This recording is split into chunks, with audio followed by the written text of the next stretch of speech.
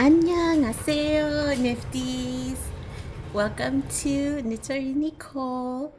I am Nicole, and we are a crafting community.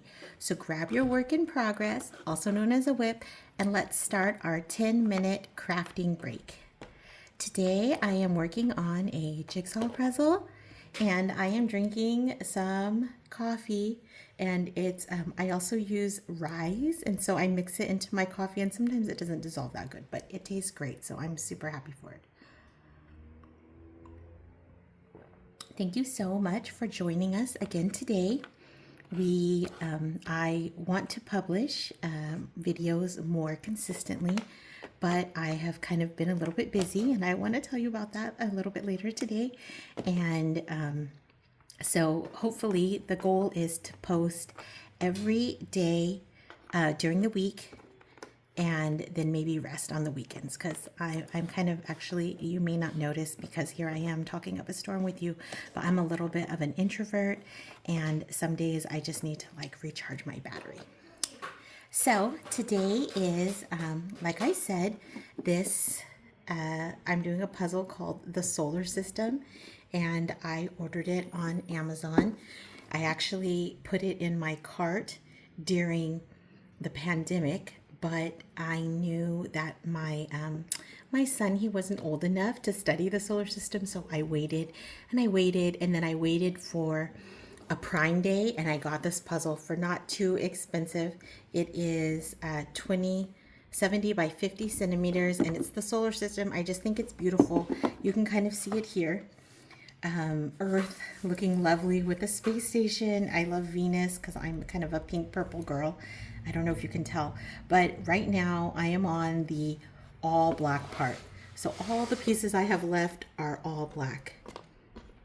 So at this point, people take different approaches to puzzling, but a lot of people I know do the edges first, and then we'll start in a corner or something like that. I really love color, so I typically like to look at the colors and just find the colors. So I think that I'm not sure how much you can see on this puzzle, but I'll show you the box. So I started with Venus because Venus was the color I liked the most. And then I think I did this orangey color because they really kind of stood out, so I could find these two. We do have kind of a Milky Way here, I think this is. And it's rocky, so that was a little bit easier. And then the earth was good here, but it kind of got more difficult because it was dark. Then the moon. I did have my cousin stay with me for a week, which was fabulous. And he was here, and he also did a little bit of puzzling. So if he's watching the video, shout out to my cousin. And I'm finishing up. At this point, though, because all of the colors are so similar, I feel like it's time to take a more methodical approach. So I'm separating them into I call them outies and innies. So these have like 3 outies and 1 innie, and these have 2 opposite outies and 2 innies, and then these will have 1. I remember I had these all laid out, but I put it away because I wanted more space. So these are 1 outies, and I think there's not that many of those. So once I get them organized, then I just really do trial and error, because it's really hard to see to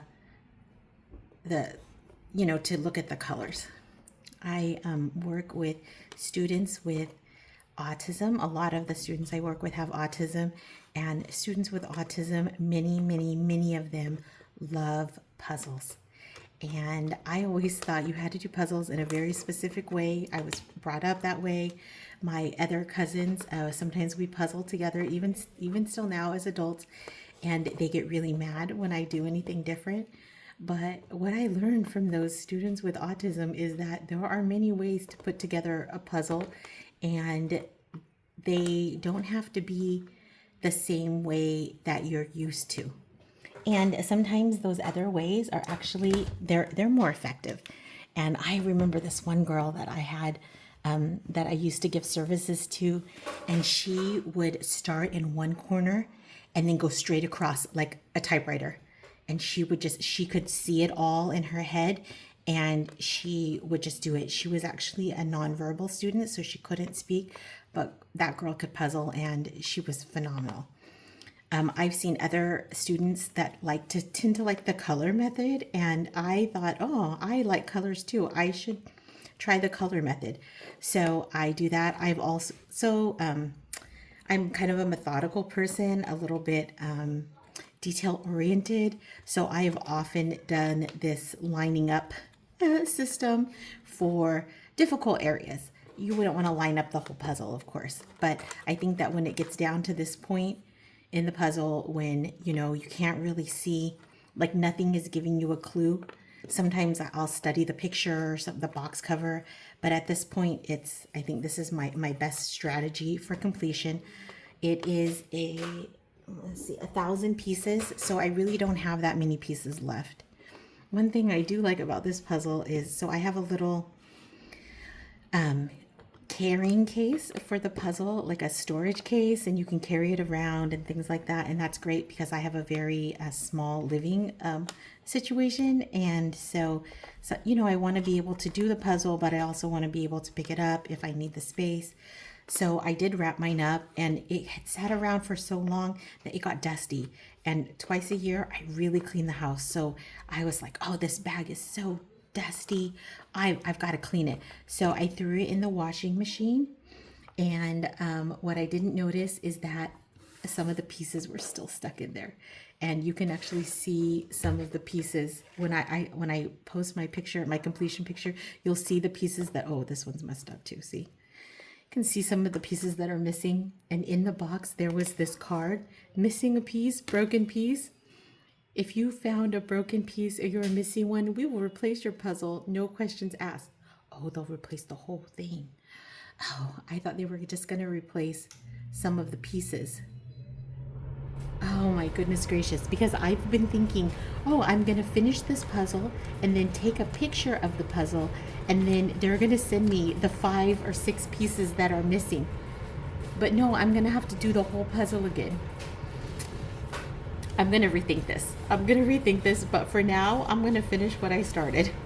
Because here I have you today. But I just thought, oh, it's so clever that they can just print 1 or 2 pieces nowadays. And I thought it was so nice that they would, send this. But now I'm seeing, oh, it's a whole nother puzzle. And let me tell you, this is probably one of the hardest puzzles I've ever worked on. Oh, by the way, the sun was really nice. There's the sun on this side, if you can see it, which was pretty easy. So one of the things I was telling you, oh, here I'm using my strategy. So I know that this piece for sure has 1 outie and 1 innie. So I'm feeling, for some reason, I feel like drawn to these. So I'm going to try all of these just one at a time until I find one that fits. And then I forgot that not only do you have to try it one way, you have to turn it and try it the other way. So I'm going to try each one both ways. Okay, like I was saying, the reason I hadn't posted yesterday, and I kind of hinted at this in the video, that I was doing something special, and what it is I participated in an amazing dance group called, I think I got it, no, called Jody's Dance Expressions, and I'm going to shout out to Jody, of course, because she's amazing, and then I'm also going to put a link in my comments today so you can see that. And what we did was we danced together in Disneyland. We've been taking classes since February on Zoom, and we just met last Thursday, so a few days ago, and then Friday, the next day, we danced at Disney's California Adventure, and it was such an amazing experience.